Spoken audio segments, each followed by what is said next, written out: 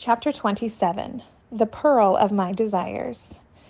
The journey to New York from Riyadh Airport took 15 hours.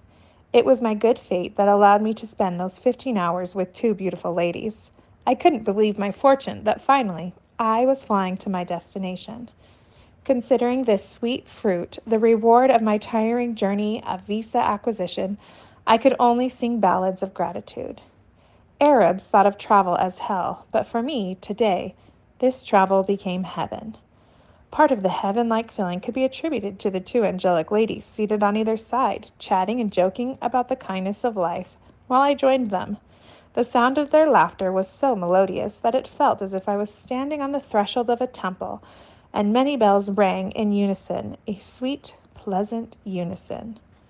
If I am asked, I couldn't remember any 15 hours in my life that could have been called better.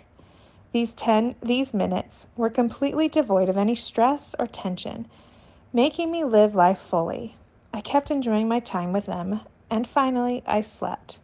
When I woke, both of the girls had left. I looked around for any signs of them, but to no avail. I drew the curtain on the window and saw the mighty sunrise outside. So, a new day has risen. "Good morning, sir. I hope you enjoyed a sound sleep." The air hostess in front of me was one of the girls who sat beside me. I smiled. So these girls are on their duty now, I thought. "Do you find the day to be beautiful?" she asked. "Are you a magician, too?" I asked in response. She giggled. "What makes you say that, sir?" "I said that because you said exactly what I felt," I clarified, and she smiled in response. "What would you like to have, sir? Tea or coffee?" she asked with the warmest smile I had ever seen. "Tea, with some cookies," I said. "Sure, sir, I will get it for you," she replied. "Also, can you tell me how much more time till we reach the New York airport?" I questioned. "We are in the United States, sir, but to reach New York, the aircraft will take 2 more hours," she replied. She brought tea and fruitcake with some cookies. I was famished, so I started eating immediately. Everyone on the plane started to get up.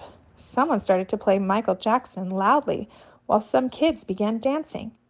People around the seat also joined in and started to sing and dance. For someone like me, who was habitual of listening to the call of prayer in the morning, this was not likable. Always remember that their way of living is much different than ours. When in Rome, do as the Romans do. Never forget your roots, Salman. I could hear Baya's voice ringing in my ears. Baya's words were right. This was not our culture. Although I could have killed to come to America, I realized this was foreign. I stared out the window at the clouds to distract my ears from the song and dance. I could see the American Cultural Center come to life. Tall skyscrapers, people running from place to place, and air laden with music were what America was all about. I remembered a line from my favorite author.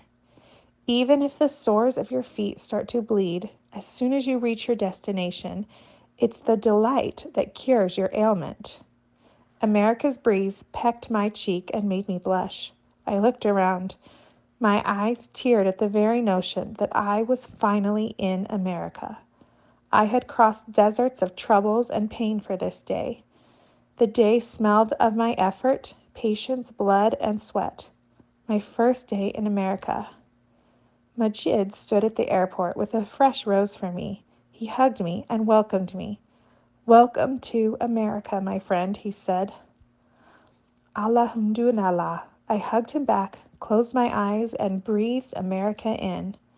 As soon as we exited the airport, the sky began to pour. America was ready for me, and I was ready for America.